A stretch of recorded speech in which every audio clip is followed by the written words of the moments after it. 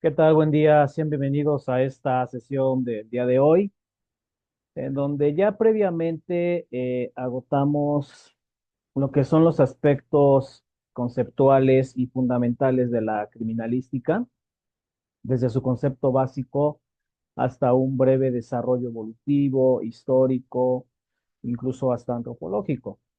En la sesión anterior abordamos ya las cuestiones también de naturaleza jurídica de la criminalística con respecto al artículo 21 constitucional y su relación con los actos de investigación inmersos en el Código Nacional de Procedimientos Penales.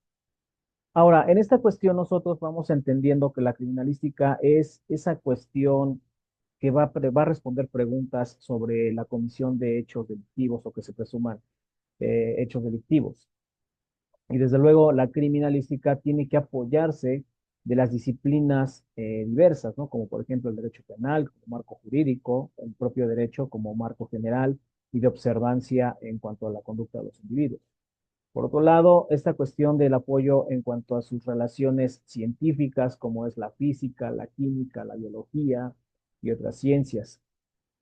Y de acuerdo a su terminología adecuada, recordemos que la criminalística va a ser esa serie de condiciones en cuanto a un concepto básico sobre dilucidar esta cuestión de cómo la crimi va entendiendo a estos eventos, de dar certeza científica, agotar pasos del método científico, comprobar hipótesis, en fin, todo un conglomerado de elementos, ¿no? Y que en este sentido nosotros precisemos esta cuestión de llegar a una verdad fáctica, a una verdad tangible, a una verdad real, real de los hechos suscitados en un evento violento. ¿De acuerdo? El día de hoy vamos a empezar a ver ya lo que es el escenario de los hechos, el tan llamado lugar de los hechos, la escena del crimen. ¿Cómo es que nosotros vamos a conceptualizarlo? ¿Cómo es que vamos a darle ciertas condiciones de diferenciación con respecto al lugar del hallazgo? Y desde luego, ¿cuál es el papel de intervención del criminalista en estos dos parámetros, ¿no? Tanto en lugar de eso como en lugar de los hechos, y la relación que tenemos entre la víctima, el victimario, como esa parte de relación en el nexo causal del delito y sobre todo cómo es que ellos se interrelazan y se interrelacionan, mejor dicho, para darle vida a esa conducta violenta. ¿De acuerdo? Me voy a permitir compartir pantalla el día de hoy para que vayamos agotando paso a paso cada uno de los elementos que vamos a ver en la sesión del día de hoy. Bien,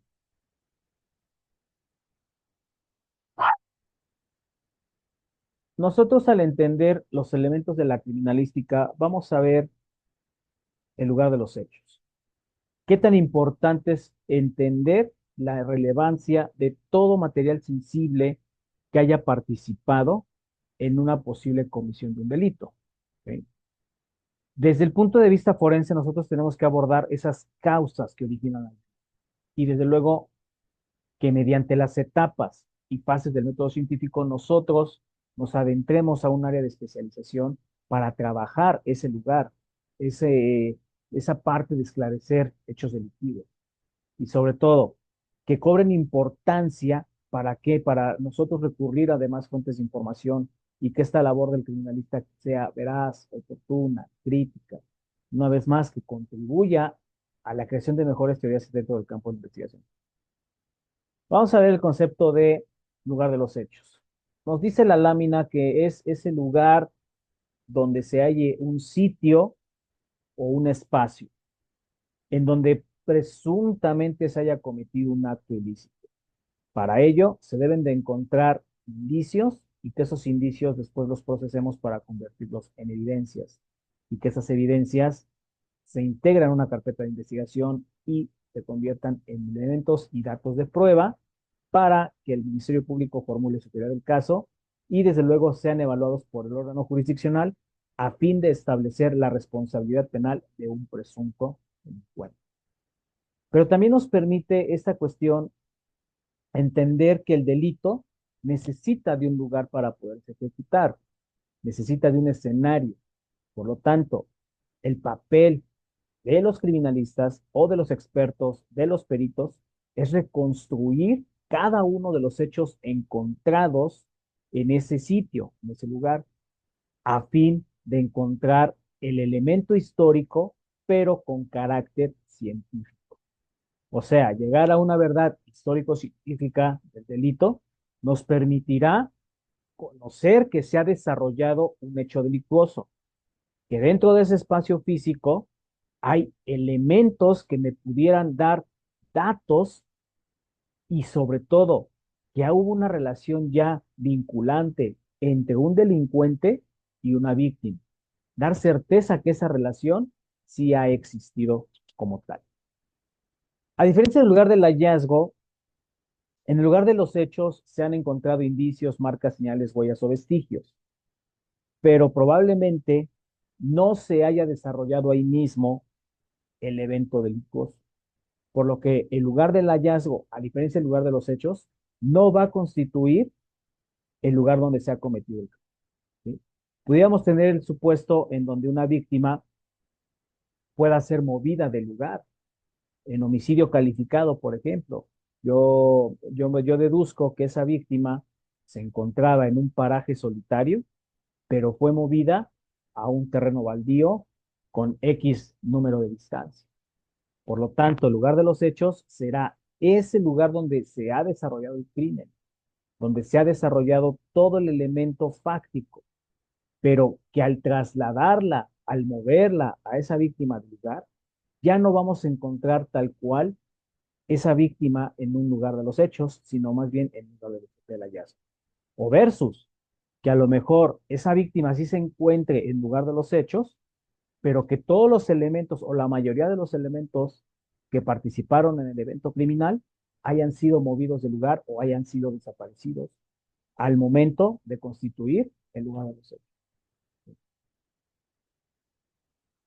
El lugar del hallazgo también va a corresponder a un espacio físico, pero en donde se van a encontrar elementos de prueba que estén relacionados con el delito que se está investigando, o armas de fuego, armas blancas, algunas sogas, el propio cadáver y el vehículo. Y que en muchas ocasiones haga referencia tanto al lugar de los hechos como al lugar de del hallazgo sin diferenciación y sin distinción, puede ser motivo de confusión. ¿Por qué? Porque estos dos lugares guardan relación entre sí, por supuesto, pero pueden ocupar diferentes espacios, pueden ocupar diferentes sitios. ¿De acuerdo? Está muy dado que a veces en los temas de víctimas que han sido ultimadas en ciertas condiciones, por ejemplo, en terrenos baldíos, previamente fueron asesinadas en lugares muebles, por ejemplo, ¿no? En departamentos, en locales, en algunos antros por ahí, ¿no? Pudiera caber la posibilidad. Pero esas víctimas son trasladadas del lugar original donde se suscitaron los hechos. ¿Para qué? Para llegarlos a otro lugar diferente y ahí es donde se van a hallar los primeros indicios de que esa persona o ese sujeto pasivo ha resentido un evento violento. Dentro de su clasificación con respecto al lugar de los hechos, el hecho típico, perdón, la clasificación del lugar de los hechos se va a dar sobre hecho típico y hecho atípico. ¿Sí?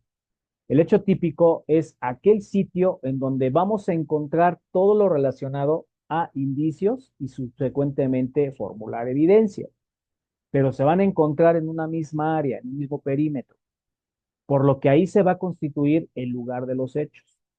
Ahora, pudiera ser la posibilidad de que se encuentre mismo el lugar del hallazgo también, pero el hecho atípico es donde se van a encontrar indicios o evidencias en lugares diferentes respecto de la escena del crimen. Y que en esta parte, el hecho típico nos va a dar el lugar de los hechos y el hecho atípico el lugar del hallazgo. Ahora, pudiera aquí el ejemplo determinar que un homicidio es lo que la hipótesis que estoy planteando.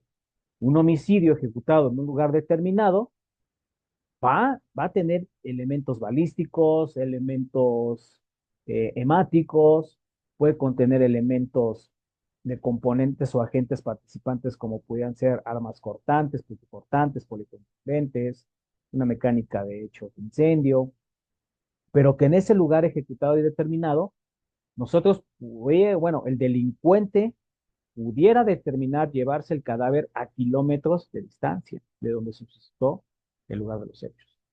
Por lo tanto, repito, el hecho típico es el lugar de los hechos y el hecho atípico será el lugar del hallazgo. Ese lugar típico o atípico, ¿quién lo determina? Obviamente los peritos especialistas en mecánica forense, por ejemplo, ¿no? Y con base en cada uno del estudio, en cada una de las evidencias que se han estudiado, cada uno de los datos que se han recabado y sobre todo que esta investigación sea metódica y completa. Desde luego, nosotros como expertos en la materia necesitamos establecer esa divergencia de normas, establecer las áreas en donde el Código Penal nos diga el tipo de delito que se está investigando. Por otro lado, que se haga en apego al artículo primero constitucional y los que subsecuenten para la investigación de los delitos, como por ejemplo el 21. Que esa investigación se haga con perspectiva de derechos humanos, con perspectiva probablemente de género y sobre todo que atendamos a las disposiciones del Código Nacional de Procedimientos Penales con respecto de los actos de investigación en el grado de complejidad para cada caso concreto. De tal forma que la participación de todos los intervinientes en la investigación criminal, desde la triada hasta los expertos, dependerá del delito que se esté investigando. Porque podemos investigar, sí, nos vamos al delito de mayor punición, homicidio calificado, pero también pudiéramos establecer daños en mecánica de hechos de tránsito, en mecánica de incendios, por ejemplo, en lesiones, mecánica de lesiones y otros menesteres sobre expertise, ¿no? No sé, dactiloscopía, documentoscopía, etcétera, etcétera, etcétera. Por lo tanto, para poder clasificar y establecer una buena directriz en el lugar de los hechos, lo primero que tiene que hacer el experto es cerciorarse que ese lugar ha sido protegido y conservado en toda su totalidad o en la mayor parte de sus componentes, para que posteriormente fije un parámetro de observación. Recuerden que les reiteraré siempre este criterio. El criminalista tiene que tener ese elemento principal que es la observación. ¿Para qué? Para que su vista fije y sobre todo determine el grado de complejidad a lo que se va a enfrentar, hacia el tipo de investigación que va a direccionar esta cuestión. Ahora, una vez observada y fijada esa condición del lugar de los hechos, pero protegida y conservada, se procederá a levantar y embalar cada uno de los indicios que se consideren han participado en el evento violento, de los cuales van a ser transportados a los diferentes laboratorios, competencia y materia de cada uno de los expertos que hacen a los servicios periciales para poder llegar a formular hipótesis, objetivos al caso concreto y establecer resultados finales, con el objeto final de que la investigación criminal llegue a una verdad histórica científica de los hechos perpetrados en ese lugar.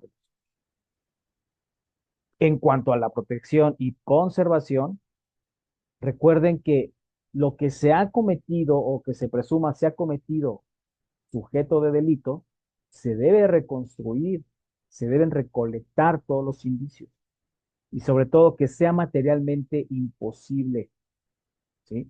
Perdón, que sea materialmente posible. Ahora, si es materialmente imposible, ¿por qué pudiera ser materialmente imposible? Pues porque la escena del crimen no ha sido conservada ni sobre todo protegida adecuadamente. O sea, cuando se tiene conocimiento de un hecho delictivo, lo primero que hay que hacer como primer respondiente, como a lo mejor como testigo, como familiar, es proteger a costa de lo que sea esa escena de los hechos. ¿De acuerdo? Por tanto, cuando se logra reconstruir y preservar de manera adecuada ese lugar, quizá dependerá primero de la necesidad de la presencia de los cuerpos de seguridad pública y que una vez que hayan tomado conocimiento del presunto hecho delictivo, deberán cuidar que nadie toque o mueva nada del lugar.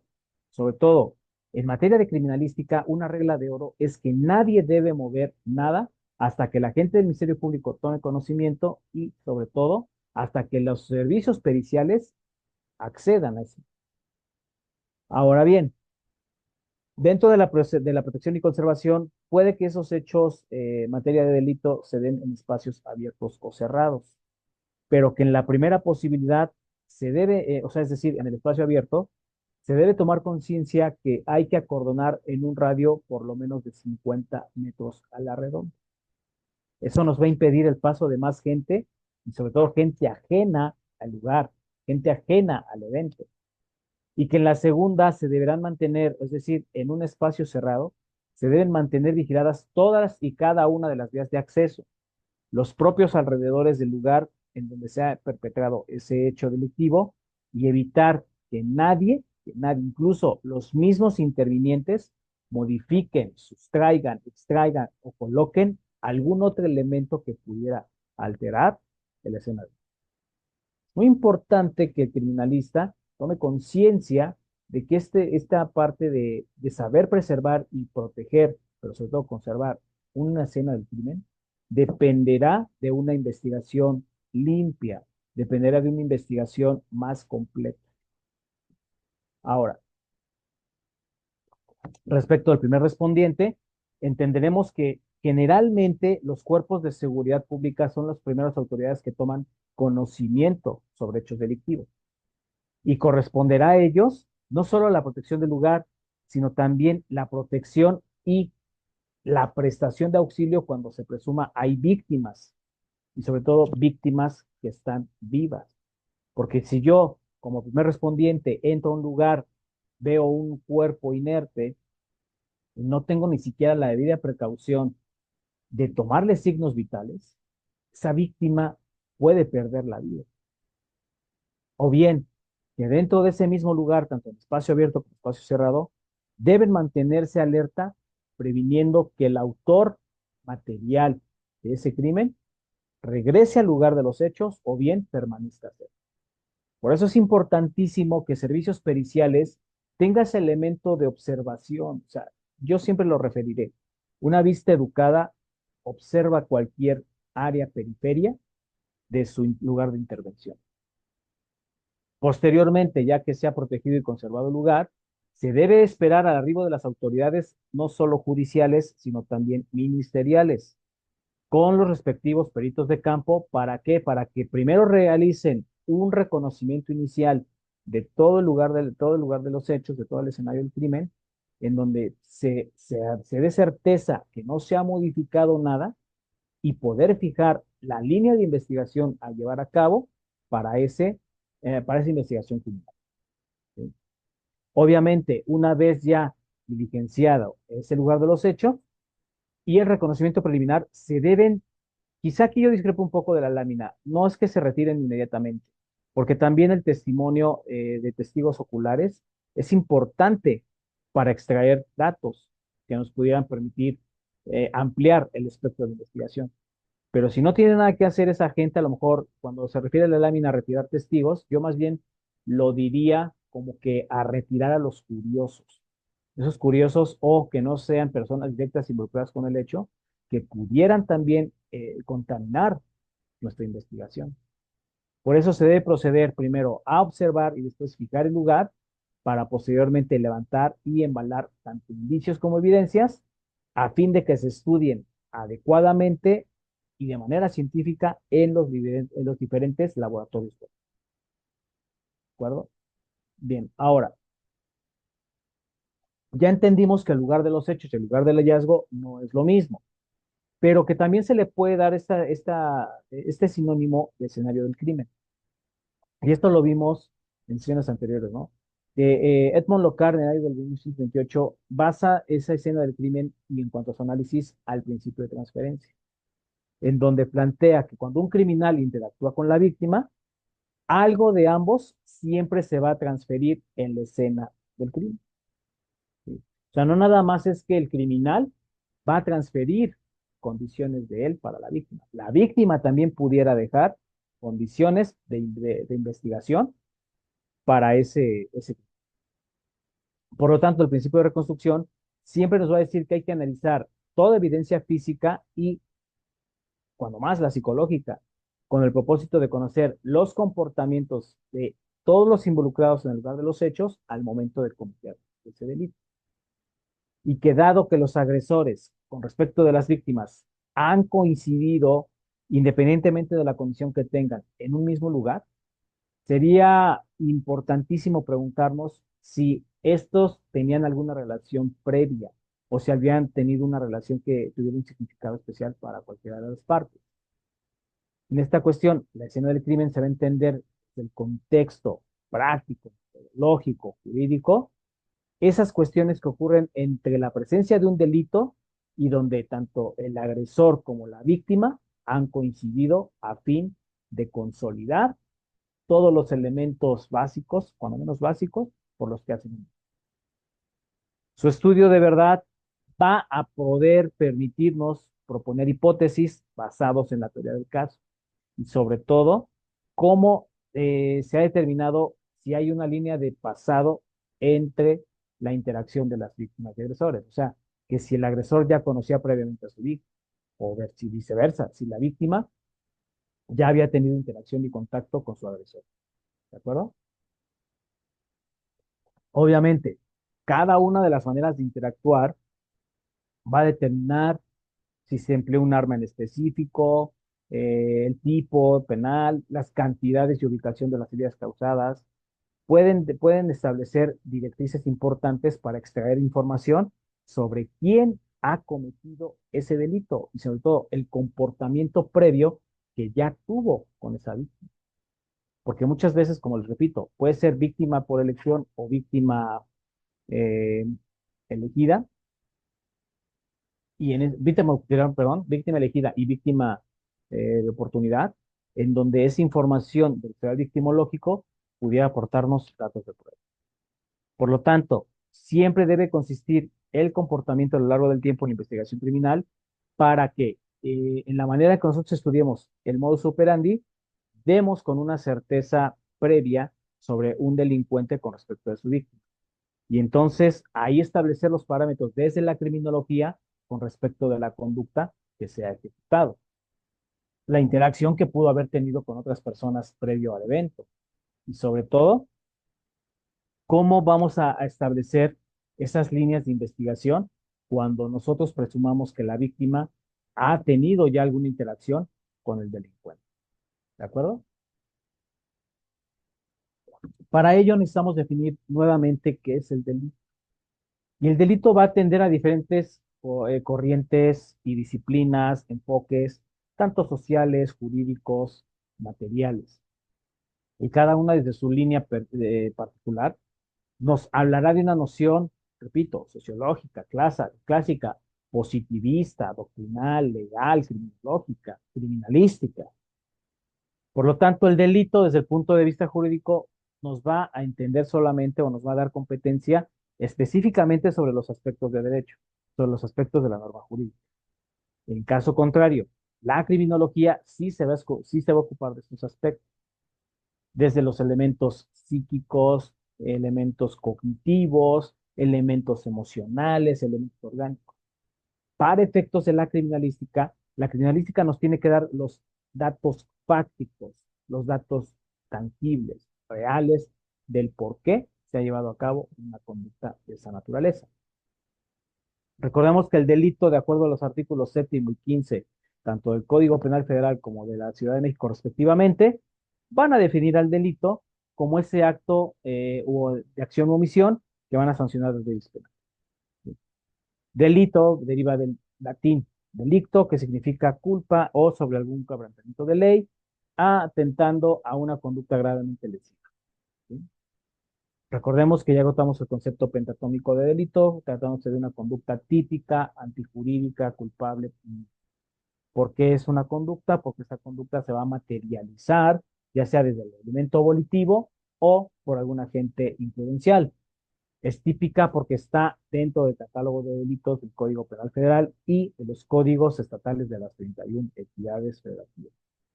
Es antijurídica porque es contraria al derecho. Estará atentando contra bienes jurídicos tutelados que marcan las líneas de armonización de los seres humanos en la sociedad. Es culpable porque va a encontrar un grado de responsabilidad penal de acuerdo a los lineamientos establecidos en la teoría del caso formulada por el Ministerio Público para poder llegar a una punibilidad de acuerdo a lo estipulado con cada uno de los catálogos de delitos que hacen a la codificación sustantiva en materia penal. Ahora, el crimen. El crimen se va a definir como esa conducta antisocial en donde pudiera consistir esa conducta en asesinar a una persona, herirla. Aunque el crimen también pudiera ejecutarse como robo, eh, violación, fraude, entre otras conductas que marcan las partes del Código Penal Federal. ¿Sí? Del latín, eh, del latín crimen significa delito grave, es decir, una infracción gravísima que va en detrimento de la persona física o moral o persona gubernamental, con una perversidad extrema, que lleva una acción que se le va a dar un merecimiento de mayor repulsa ante la pena y que va a condicionar la aplicación de las leyes penales considerado el grado de gravedad en el cual se haya ejecutado, pero que desde el punto de vista psicojurídico, el crimen va a constituir una base de estudio sobre la criminología, la criminalística, en atención a la conducta. Obviamente el criminal, pues es ese agente activo que va a vulnerar un bien jurídico tutelado de, ya sea de naturaleza física o de naturaleza moral. Del latín criminalis, relativo al crimen, nos dice que es esa persona causante o bien responsable de perpetrar un crimen, a que atenderá aquella conducta que va a vulnerar principalmente las leyes penales y que es calificado como tal vez un delito grave. ¿Sí, jóvenes? Bien, entonces en esta parte también el criminal, al ser establecido como un carácter leve, psicojurídicamente tiene bases de estudio con la criminología y la psicología criminal, que son las dos áreas especialistas en donde nos van a dar esos elementos endógenos, exógenos, psíquicos, del por qué una persona atenta contra bienes jurídicos tutelados establecidos en las leyes penales. Para ello, nos vamos a encontrar con el estudio de la víctima, es decir, es una rama de la criminología que se va a relacionar con la criminalística en cuanto al estudio fáctico llamado victimología. Vamos a definir que la víctima, en cuanto a un papel, podemos establecer sobre quién recae esa conducta dolosa. Y sobre todo, que cuando se habla de delitos, hay que establecer quiénes los cometen, cómo deben de ser sancionados y sobre todo castigados por las leyes en materia penal. Para ello, aquí es donde se relaciona criminología y criminalística como parte central de un agente criminal. Pero hay que entender que para avanzar en una investigación hay que centrarnos no nada más en el delincuente, debemos centrarnos en el papel que representa la víctima para estas cuestiones. La víctima, ya lo referí, es esa persona física o moral o bien jurídico colectiva que ha sufrido el delito directamente, el agravio, y que en consecuencia, si se trata de víctimas de personas físicas, va a enfrentar un trauma, un dolor y sobre todo un sufrimiento, que generalmente vendrá precedido de un delito y que ese delito implicará violencia y maltrato, que va a provocar daños colaterales tanto en aspectos físicos, psicológicos y en su comportamiento psicosocial. Obviamente, al afectar un quebrantamiento de reglas y normas jurídicas establecidas por las leyes penales, tiene y debe de ser sancionado. ¿Sí? Ahora bien, la víctima, además del sufrimiento y la violencia que tiene, tendrá que convivir en algunos casos de modo muy cruel con ciertas conductas, sobre todo cuando establezcamos parámetros como lo es la violación, el secuestro, el propio homicidio y los daños colaterales de ese quebrantamiento de reglas. Aquí voy a hacer una precisión. La víctima no se considera como tal por el Estado hasta el momento que presente su denuncia. Es decir, la víctima deberá apersonarse en la agencia del Ministerio Público para que se le dé esa calidad estatal como víctima de un hecho delictivo. ¿Sí? Entonces, obviamente, todas las familias o grupos sociales que han tenido contacto o que sean sujetas de estar en el ámbito social de la víctima, también pueden enfrentar traumas. ¿Por qué? Porque pueden expresar particularmente, no sé, pérdida de confianza en un sistema de administración y procuración de justicia, porque ven cómo las reglas de convivencia social han sido alteradas y trastocadas por esos criminales. Por eso cuando nosotros vemos nota roja, nos sentimos incluso hasta con miedo de lo que está sucediendo en nuestra colonia, de lo que está sucediendo en el país en general. Y desde luego eso nos va a generar un grado de incertidumbre y un grado de riesgo para desarrollarnos normalmente en nuestras actividades cotidianas. Por eso mismo, la víctima va intrínsecamente relacionado con algo que se llama ofendido. Y en este caso los ofendidos serán esas familias, esos grupos sociales que ya enfrentaron también un trauma de ver cómo su familiar, cómo ver ese amigo o esa amiga ha perdido la fe en cuanto a un sistema de leyes sociales, de normas sociales. Por lo tanto, establecer cómo se han perdido también las reglas de la ética, de los valores morales y de las propias normas jurídicas, deberá ser punto de análisis para atender las cuestiones del psicotrauma que ha tenido una víctima. Repito, mucho se centra criminología y criminalística en esos estudios lógico-jurídicos, psíquicos, endógenos, exógenos, fácticos, científicos, para encontrar o descartar a posibles sospechosos o delincuentes. Pero nos olvidamos de las víctimas en este papel bilateral de relación agente activo, agente pasivo y el nexo de causalidad con respecto al delito. Por eso el desarrollo del derecho penal atenderá a ciencias auxiliares que se ocupen sí de desarrollar y esclarecer a los delitos per se, imputarles y castigarles o cuando menos cuadrarles una responsabilidad, fincarles, perdón, una responsabilidad penal.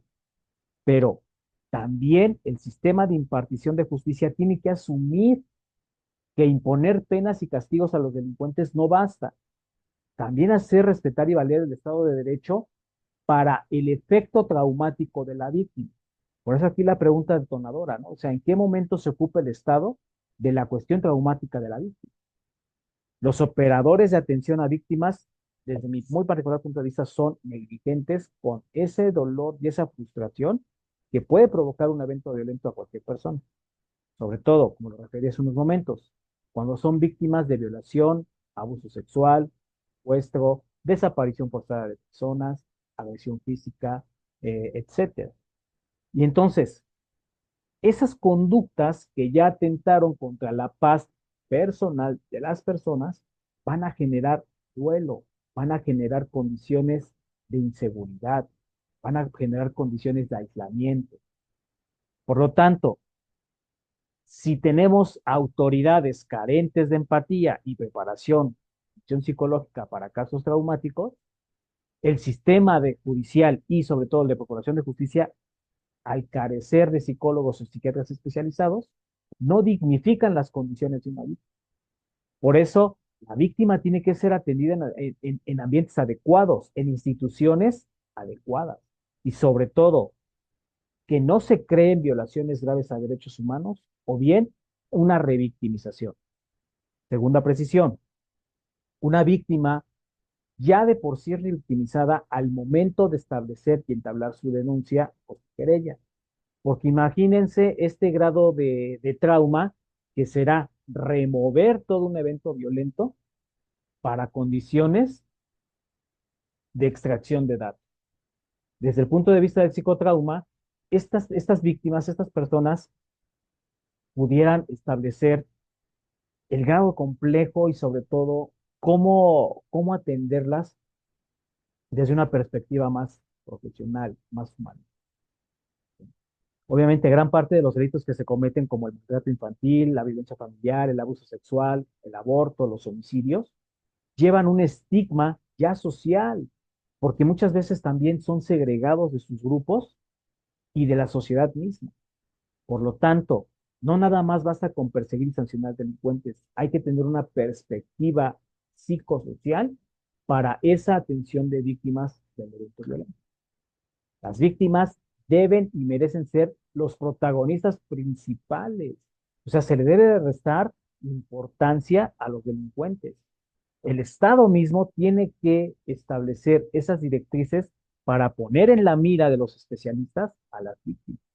Y sobre todo, que cuando se trata de eventos violentos, deben estar planificados en cuanto a una verdadera política criminal y, sobre todo, de carácter. Atendiendo al concepto de víctima, nos va a decir que el concepto original, aparejado con el aspecto penal, es la existencia de un delincuente victimario contra una persona natural llamada víctima y que esa víctima ha experimentado una lesión.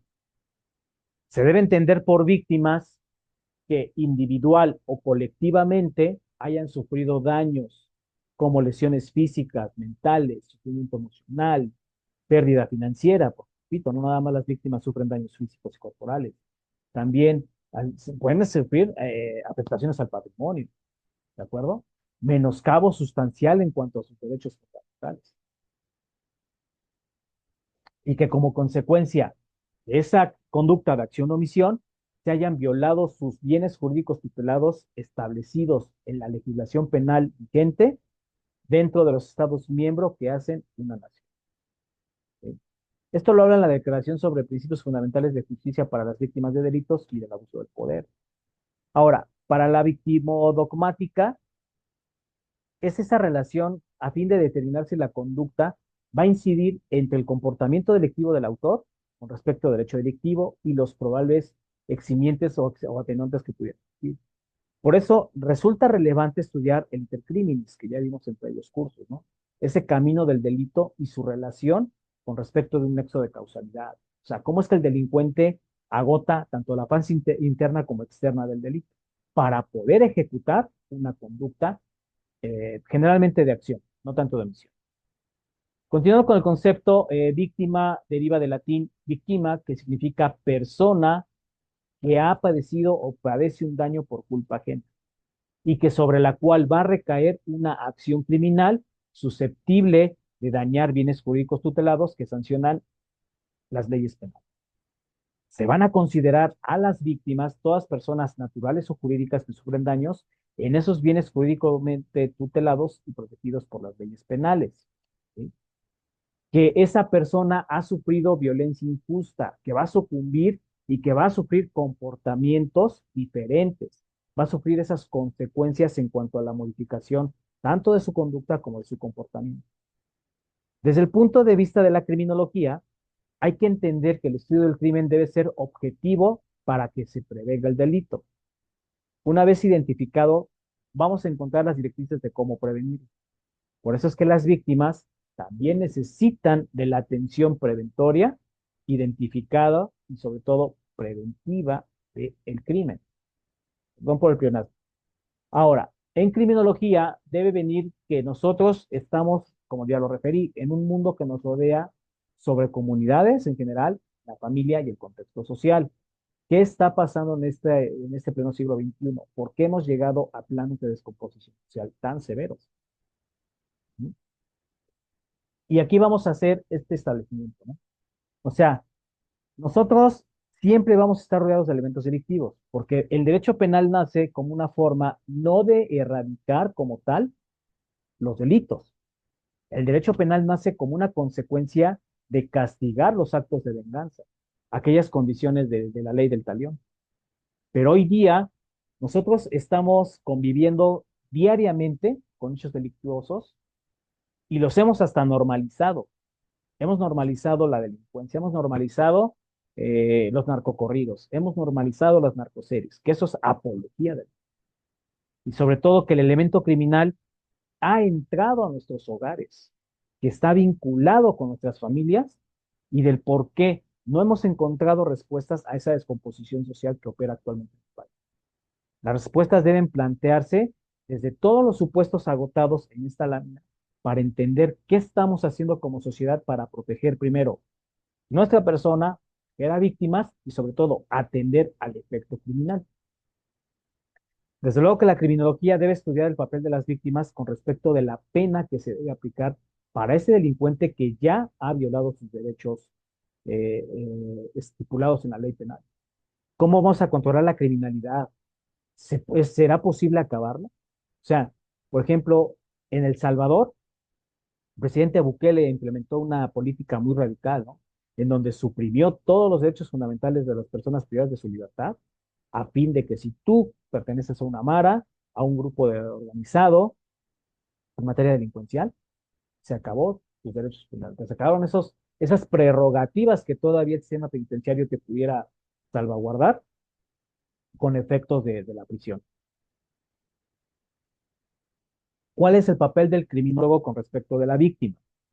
Por un lado es extraer datos, datos concretos.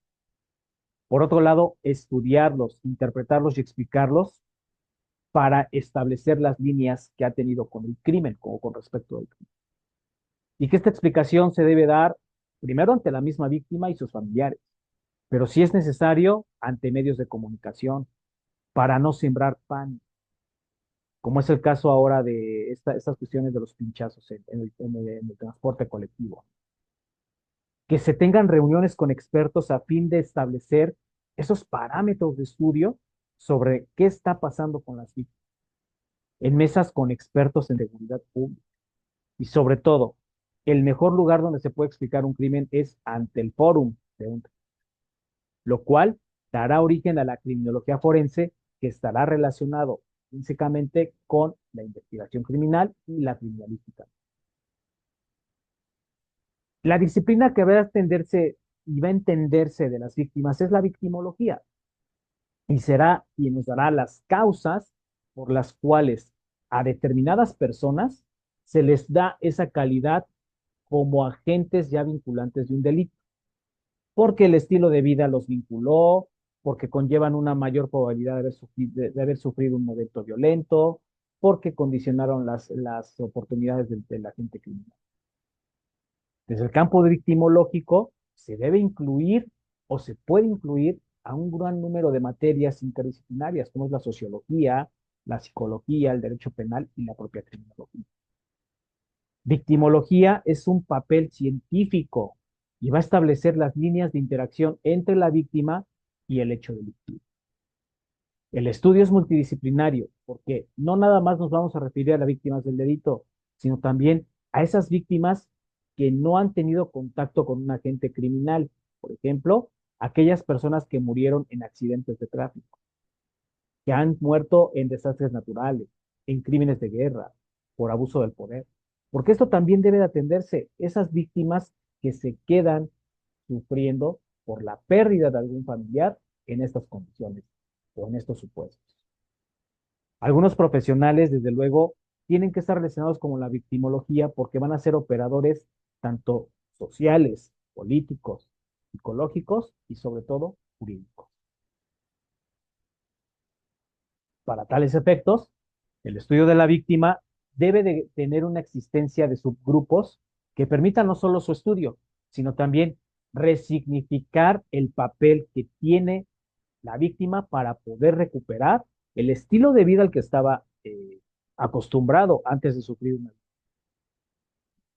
Ese estudio de víctima y subgrupos buscarán primero que a la víctima el Estado le haga al delincuente reparar el daño, que la persona no sea revictimizada, pero, acabo de referir, desde el momento en donde tú estás recreando un episodio violento, un episodio traumático, ya el propio Estado te está revictimizando.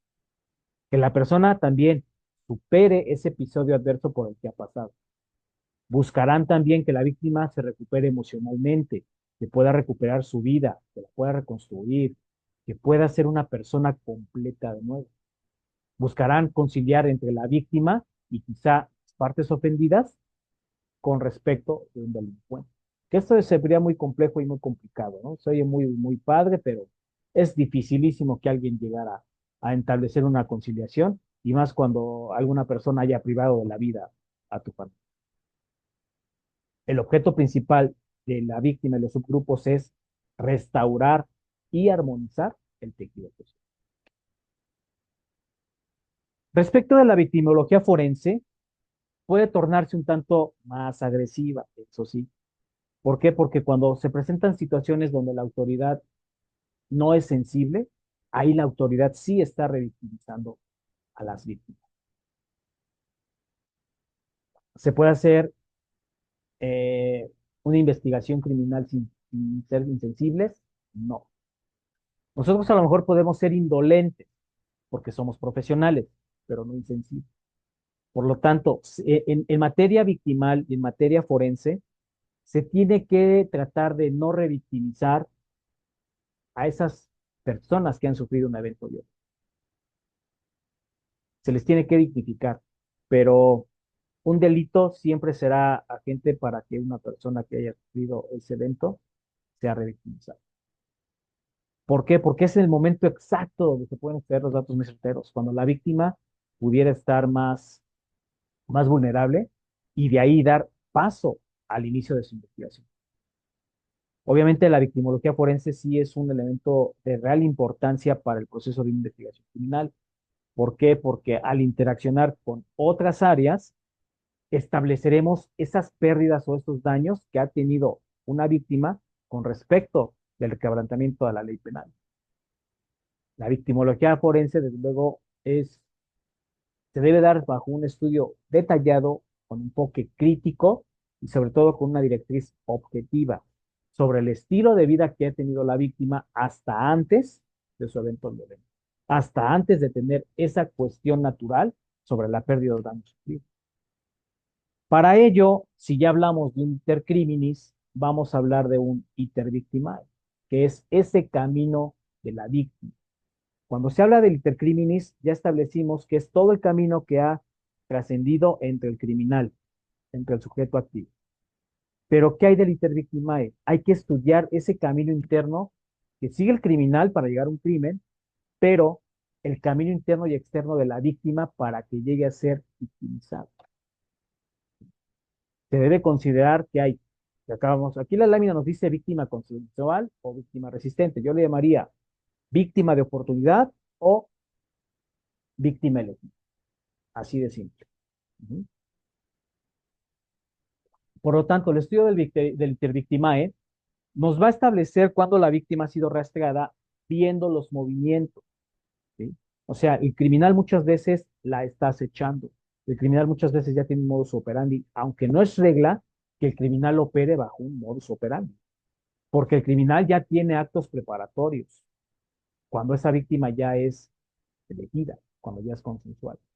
Y que las medidas que pueda tomar para defenderse, si es que se resista, va a ser el grado de lesión o de afectación que pudiera tener más esa víctima. ¿Estamos de acuerdo? Ahora, puede ser que la víctima también sea inmóvil en los casos de una víctima resignada, porque pues ya de nada te servirá resistirte cuando estás siendo sujeto del evento en proceso. Respecto de delitos, sin víctima, obviamente, no puede haber ni intercriminis ni intervictimae. En caso contrario, una víctima sin delito o una víctima de sí misma, únicamente estaremos en dispuesto de establecer las condiciones de intervictimae. Es muy común encontrar una víctima y un victimario, pero para poder estudiar los elementos de un crimen desde su fase nuclear, desde su fase conductual, hay que ser muy certeros y muy cuidadosos en las líneas a trazar, porque por un lado, el camino del criminal ya está establecido a través de los medios preparatorios, ya está establecido a través de la materialización de la conducta, pero ¿cuál será el itinerario de la víctima? y esas líneas que se cruzan al momento del crimen. Pues para ello, el estudio victimológico nos va a dar las 24 horas previas al evento violento, en donde la víctima pudiera haber evitado estar en esa condición de riesgo y haber evitado a su víctima. Aquí, por ejemplo, el esquema nos dice que si el intercrimen y el intervictimae pudieran cruzarse, muy probablemente el crimen no se pueda llevar a cabo. Pero dentro de este esquema se puede establecer que la víctima antes del momento del crimen. O sea, este camino es cuando ya el criminal y la víctima han interrelacionado condiciones de información, condiciones corporales, condiciones más allá también de lo material. ¿Sí? Por lo tanto, es importante que en un cruce sobre un momento y un acontecimiento fijado en el espacio y tiempo, no dé explicación por sí mismo y sobre todo, nosotros como especialistas de la investigación criminal necesitamos explicar y entender, pero sobre todo dilucidar cómo se llegó al punto de que se cruzaron el agresor con la víctima, hacia dónde se dirigía cada uno de los participantes cuando se traten probablemente de víctimas de ocasión. Esa explicación tiene que darse después de lo sucedido. ¿Qué itinerario tenía cada uno de los autores? Por eso refiero, en victimología, las 24 horas previas a un evento violento nos dará muchas de las respuestas para encontrar esa parte del caso concreto. Pudiera haber la posibilidad de estudiar caminos tanto divergentes como convergentes. Divergentes porque no se conocían, porque fue en un lugar distinto de la víctima, a lo mejor la víctima desvió el camino, porque estaban en condiciones desiguales. Pero los caminos convergentes nos va a dar esa concordancia, afinidad, correlatividad que ya tuvieron de interacción tanto la víctima como su agresor. En un caso de homicidio, pudiéramos tener que el intervictimae concluye con ese agravio a la víctima, pero surgirán dentro del camino más víctimas, las víctimas indirectas, los ofendidos, como son los familiares. Y que estos familiares, aquí nos lo señala el elemento rojo, en color rojo, esos familiares se encargarán de hacer, por lo menos, que se le haga justicia a su familiar.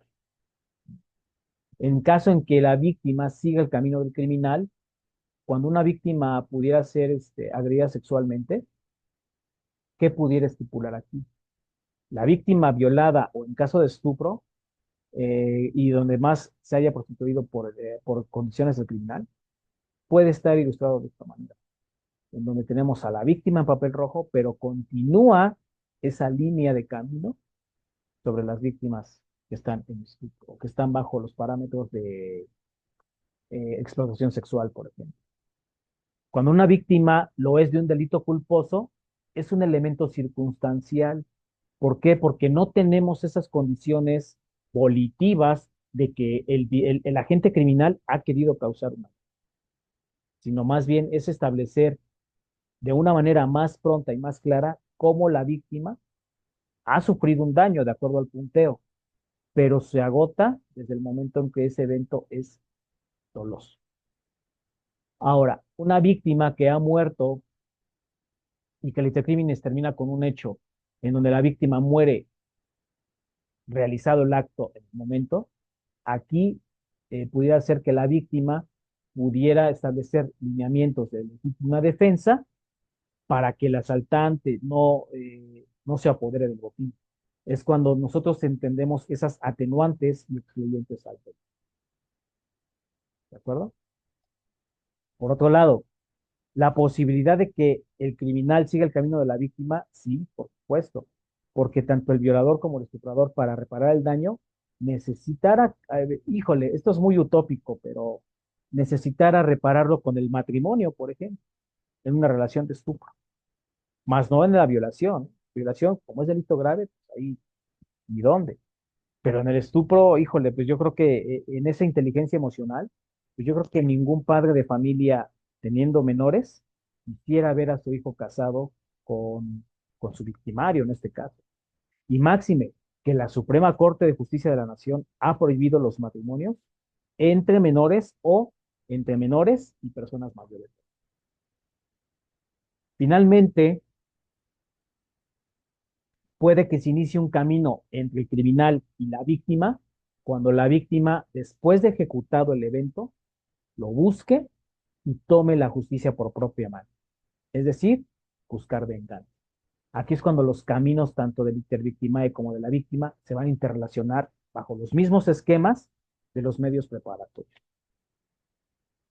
Obviamente nosotros tenemos que establecer que puede haber grados de complicarse, ¿no? Este camino de la víctima. Pero si consideramos a esas víctimas tanto indirectas como directas, nosotros al establecer los lineamientos del estudio victimológico, podemos encontrar muchas respuestas al por qué se ha relacionado ese camino del criminal, tanto de la víctima. Para el criminalista es importante establecer esos parámetros del investigación, ¿no? O sea, ¿qué objeto tiene y cuál es el propósito de la investigación? Pues llegar a las directrices y llegar a una verdad científica que nos permita formular una teoría del caso, pero que esa teoría del caso sea el principal elemento para que el Ministerio Público pueda encuadrar un tipo penal, para que el Ministerio Público halle la responsabilidad penal del agente activo y éste sea llevado a juicio y que en el desahogo de pruebas, esas pruebas sean contundentes para una posible prisión. ¿De acuerdo? Hasta aquí termino yo el día de hoy mi participación. Les agradezco mucho su atención. Suscríbanse al canal, por favor, denme un like por ahí. Y les deseo un excelente fin de semana. Muchas gracias.